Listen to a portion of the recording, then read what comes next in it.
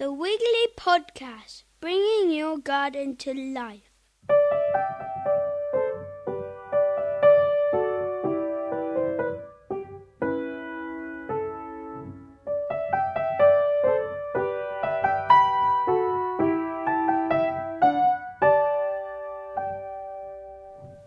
Hello, listener, and you won't recognise my voice because it's been so long since I've been away from the Wiggly couch. In fact, weeks and weeks and weeks. I can't remember the last time I was sat here. You may well have heard my dulcet tones in the last couple of weeks from our gig that Terry and I did together. I hope you enjoyed that. Heather was supposed to introduce this morning's show, but she's had to scuttle off to take one of her son's friends to Lord knows where, Phil. Well, back home, double booked, I think, is a technical term for this morning, Rich. I've cocked up, she said, and off she scuttled, so that was a shame. But anyway, we've got the pleasure of Farmer Phil and young Rachel Harries, who's actually not that young. And but not as old as the other Rachel, as she said to someone on the phone this morning. Not as old as the other Rachel. That's not saying much, though, is it?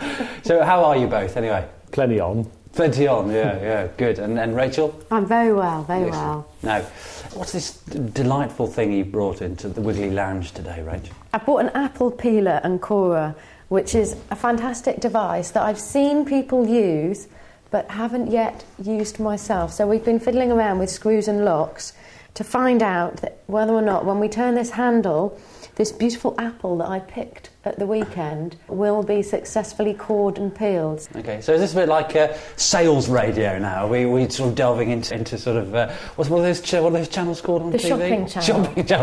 Shopping channels. Yes. In fairness, Rich, you've got this device that Rachel has got in front of it. Looks like something that Heath Robinson, or in my youth, I don't know, do you ever read books about Professor Brainstorm? He used to invent things as well. I was more into travelling books, I think. It is a contraption is the best word for it. Absolutely. It's a bit chitty chitty bang bang of the kitchen isn't world. It? Nice colour. It is. Lovely green. Nice colour.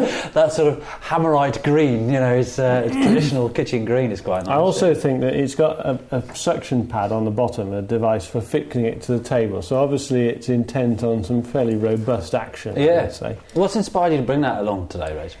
Well, I saw somebody using one on the telly the other day, and it was the other Rachel in the office was saying, look at that, isn't that wonderful? And I don't think she realised, either she didn't realise or her husband didn't realise that we actually sell them. Right. And he thought they were fantastic. Appalling. She should be ashamed of herself. That's a fishbowl thing to do. And one of the benefits of working here is that when you see these interesting things in the catalogue, you hopefully get a chance to try them out. So have you tried it? Have you tried it yet? No, I've just taken it out of the box, and Monty was trying to help me fix it. Okay, so this could go one of two ways. Phil's had his Leatherman out and fiddling with screws and things, so shall I turn the handle go for it, and let's see what happens? Yeah, so now that the apple is making its way towards the peeler. Oh my goodness, there's all sorts of things happening now. There's a long trace of peel coming off it, and at the bottom end there's a bit disappearing into the middle of it, which I think is designed to core it. That's really good. So the peel is just whipping off from the outside, and what's happening? It's cutting the whole apple, the edible bit, into a big spiral, isn't it? And it's getting No. I mean, it's taken. I think it's like those competitions, where you try and peel an apple and just get one long spiral of peel, and we've got a peel now which is almost as tall as you. It is about 1.5 meters long. So the edible bit of the apple has now been cut into a spiral. It's like a slinky. Well, it is an organic apple, so ideally we shouldn't have peeled it, should we? We should have eaten it whole because all the nutrients are in the middle. On the outside. Well, it's looking the core possible. is supposed to come out at some what point. you've got now, look so that the core is separate in the middle, like that. Look at that. And it's cut the apple into a slinky. Wow. That's tidy. Like that. Is that not just a jolly job? I think that's fantastic. It's really cool. So you've made an apple spring, in effect. So now you can taste it now. An apple spiral. I know what these apples taste like. They taste really lovely. Good. But, that would be really good, possibly, if you wanted to dry the apple rings, wouldn't it? I mean, you could dry do all sorts of things with those. as an Stick them apple straight in the spiral. apple pie like Let's that. have a bite. This is a princess Shall I pippin. feed the animal over there? Yeah, Here, well, Rich. how Cop some of this, clean are your mate. hands, Phil? I mean, you've just... They haven't been anywhere too God knows where your reprehensible fingers this have been morning. this morning. Yeah. No, nice. You picked these the other day, didn't you? Yeah, I went out apple picking I'll on tell you what, the Sunday. sweetness of that is a slow matured English apple, and there is no to beat it. No, it's lovely. This is a windfall as well. I picked when I say I picked, I did pick some of them from the tree up a ladder with this amazing apple picker's basket, which actually is made out of metal. Obviously, it would have been nicer if it was like hand woven wicker, but it wasn't. It was made of metal with this sort of vinyl tube that went underneath and then tucked up, straps over my shoulder, up this ladder, picking these apples and plonking them into this basket. It was great fun. Great fun. Fantastic. You took the little audio, didn't you, to get some sound bites? I did, yes. I was at a farm in Tillington, which is just north of Hereford, with a friend of mine called Frank Hemming, who's a bit of a tree expert, and he's been looking after and working on this orchard, which is a really ancient orchard, for about 10 years now. I went and met up with him and learnt all about the apples. Very good. Yes, and I've got a selection of apples that were in different bags with labels saying these are the ones to eat now and these are the ones to keep. Fantastic. So let's have a listen to what your friend Frank has to say for himself. Bramley's fallen over there. That fell over years ago and it's still fruiting. Look at it. So tell me how you happened upon this orchard. When did you start growing things because here? I was living just down the road and I got to talk to the people who lived here. There's old Mrs. Palmer used to live here, but she's died. And she was very interested in the apples. She knew I was interested in apples, but old Mrs. Palmer didn't want anything to change, so she didn't want anything done with the orchard. So gradually the trees fell down, gaps everywhere. And then when Mary started managing it, she said, well, let's get some trees in. And that was about 10 years ago at least. And so far we've done about 70 trees, something like that. So some of these trees, I mean this one here, it looks really old. Yeah, well that fell down. I'm not sure if that's fallen down since I've been here. It might have done. They just keep growing. They keep producing. Like, oh no. There's loads more to pick on that one. I haven't seen that. I've got to move that tower around a bit because look at all those ones. Wow. I think I'll go up another stage actually and get some more. So what are they, Frank? That's Blenheim. Blenheim. Blenheim orange, which is a really nice apple. I mean, a lot of people say, older people say, oh, we always used to have a Blenheim at Christmas. We weren't allowed to eat it until Christmas Day. But I found they go a bit woolly then. But then again, I could have been storing them in too warmer. Or the climate might be different. This is Dumoulin seedling. I didn't know what it was for a long time, but it's very late and very hard. In fact, so hard that you can pick the windfalls up if they haven't been eaten like that and store them, and they'll probably keep. I mean, if you wanted to have some cooking apples, you could just get some windfalls off this and they'd keep. Is it grown from a seed then? Is that why it's called a seedling? No. Every new variety comes from a seed. So once you've got something grown from a seed and you find that it's a good one, then you propagate it by grafting. Yeah. I think I might just get round and pick some of these. So they all seem to be old varieties here. Mostly. I have planted a few, like Sunset, which, because I thought it was such a nice apple, was worth planting, and the other one was Kids Orange Red, which is actually a fairly modern, although when you say modern, I mean you're talking about between the First World War and the Second World War, so you're not talking about the last 10 years or something. Yeah. But most of them are, yes, we have replanted old, and it's sort of saving old varieties. One of these, I'm not quite sure which, is the Credden Hill Pippin, which we thought was lost. And it's mentioned, Credden Hill Pippin was mentioned in a book from 1944 or so. People hadn't seen it for a long time, but somebody in the Marcher Apple Network has come across it and propagated it, and we got it. Wow. So tell me about this huge this is a tree. Shillington Court, which is a very nice tasting cooking apple. They make very well. On a young tree, you'll get bigger apples than this, but even so, quite a lot of them are quite big and they're nicely coloured. They're beautiful. They're so deep red with sort of stripes on them, aren't they? The funny thing is, if they haven't had the sun on, they can be completely green. Ah. I mean, that's the back side of one, but you'll see if you take them That's the trouble with identifying apples. And if somebody picks up one of these and takes it to be identified, you'd never associate it with one of the red ones, you know. There was one of these at Berg Hill, blew over in the 90s. Mm-hmm. This is the only remaining mature tree, although it's been propagated and there's young ones coming on around now, so it's not lost. And do you know how many trees there are of this variety? This is the only one, a mature one. Yeah. But I don't know, because you can buy them from Paul Jasper, probably. I know somebody at West Hope, I planted one of these trees for him and it's fruiting now, so I know he's got one. The trouble is I got one I thought was supposed to be this variety. It turned out to be a Blenheim, so that's a bit of a shame. And I haven't managed to plant another one on this site because the two I planted, I propagated off the one I thought was Tillington, and they turned out to be Blenheims as well, so I've now got more Blenheims and not any more of these. No Tillingtons. So one day we'll get this right and plant some more of them. Yeah. Look at them up there.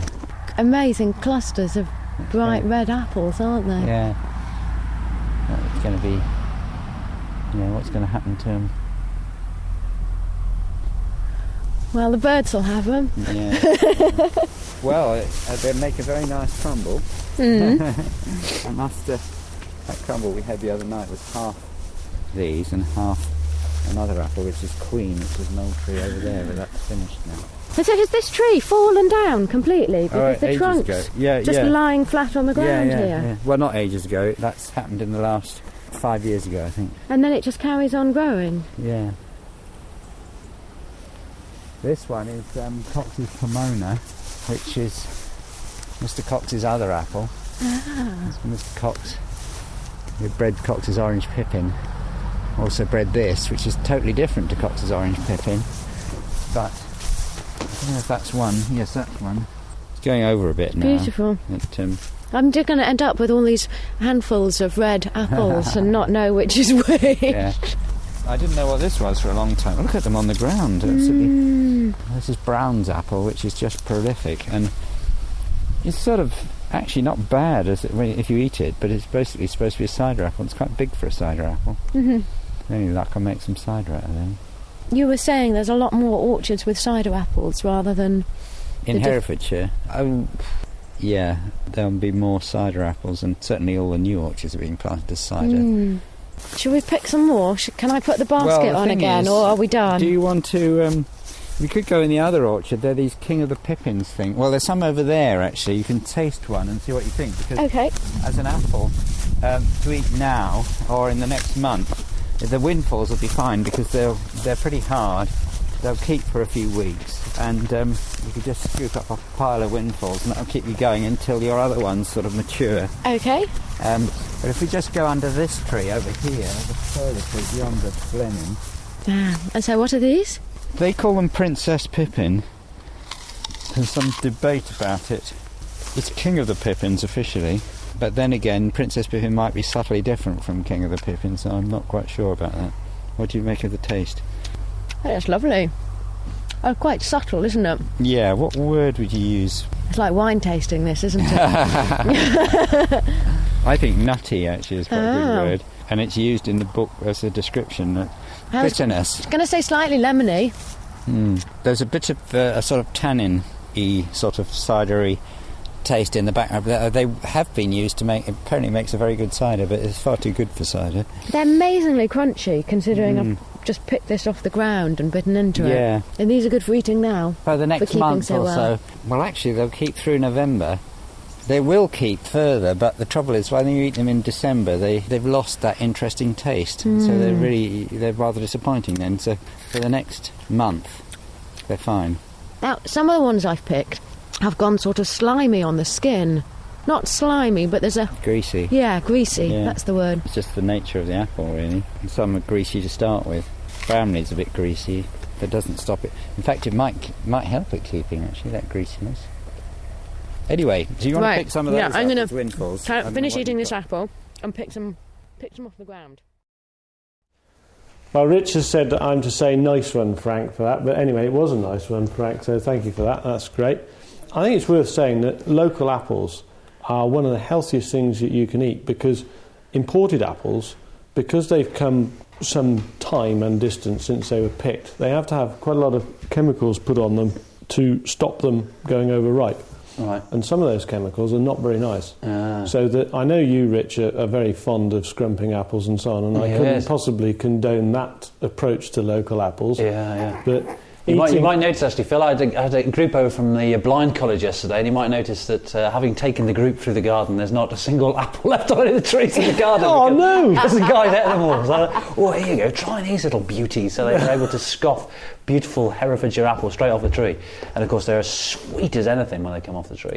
They are. They're a bit hard sometimes. You have to. It depends on your taste. I was always brought up that you get the bellyache from eating apples too fresh off the tree. Yeah, but I think that was really as a means of stopping me gutsing them off the tree. But anyway, fresh local apples, fantastic. And Herefordshire, of course, cider fruit. Now is the time of the picking of the cider fruit. Yep. And so not only are our roads clogged up with potato trailers, they're clogged up with cider apples on their way to the new pressing plant at Ledbury, which goes to make Bulmer's cider, amongst other things. Yeah.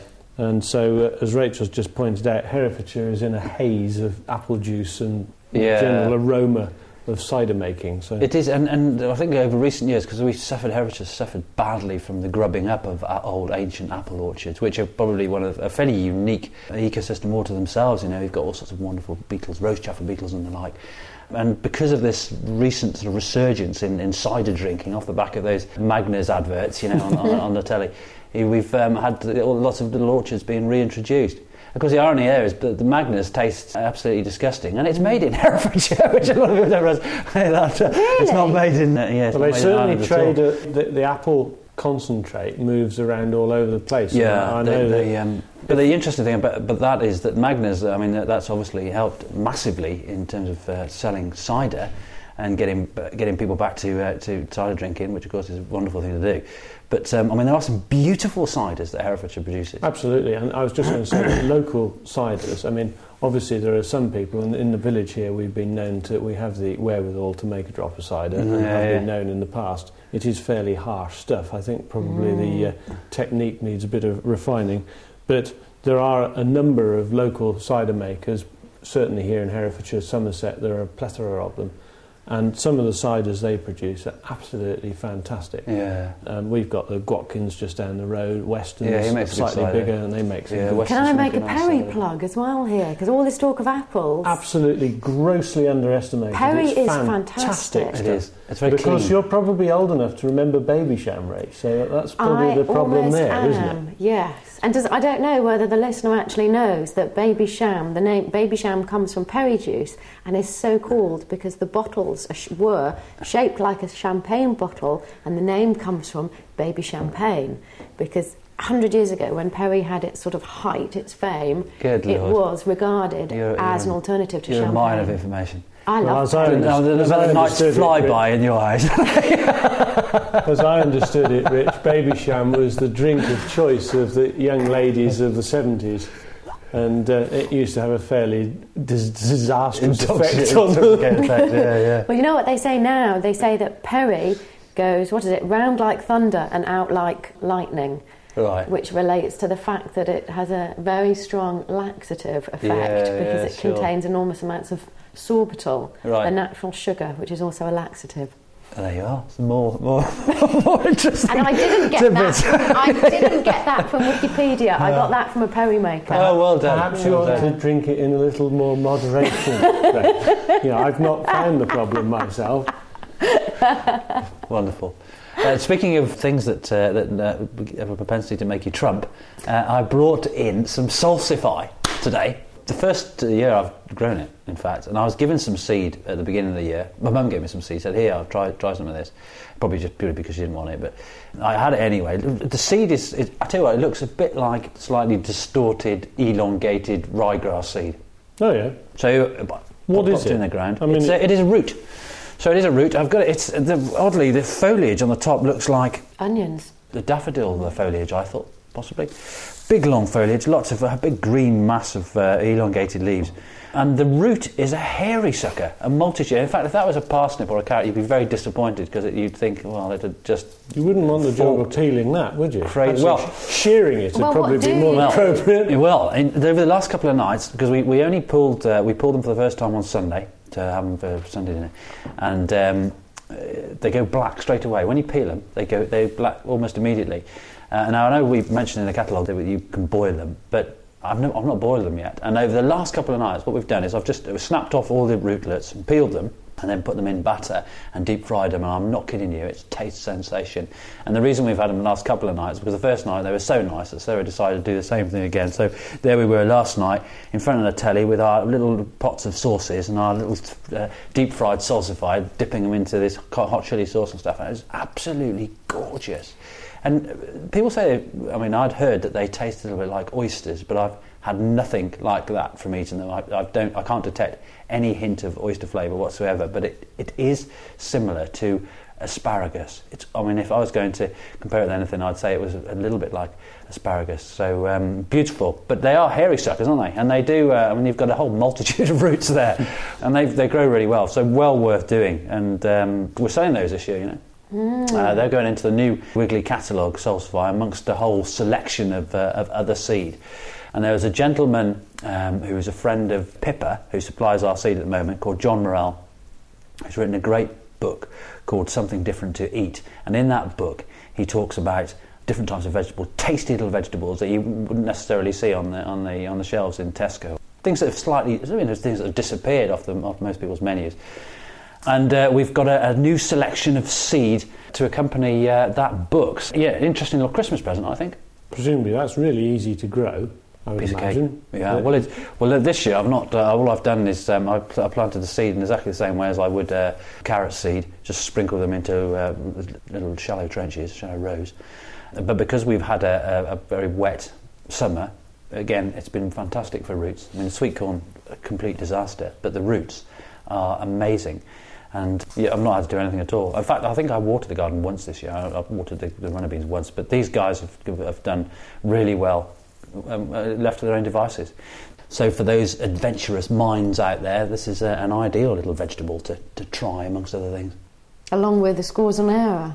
Scores and error, yeah, or scores honour, as you well, keep mooting. I've heard it called different ones. I don't know how you say it. Ridiculous. All I like are blue potatoes. They're fantastic.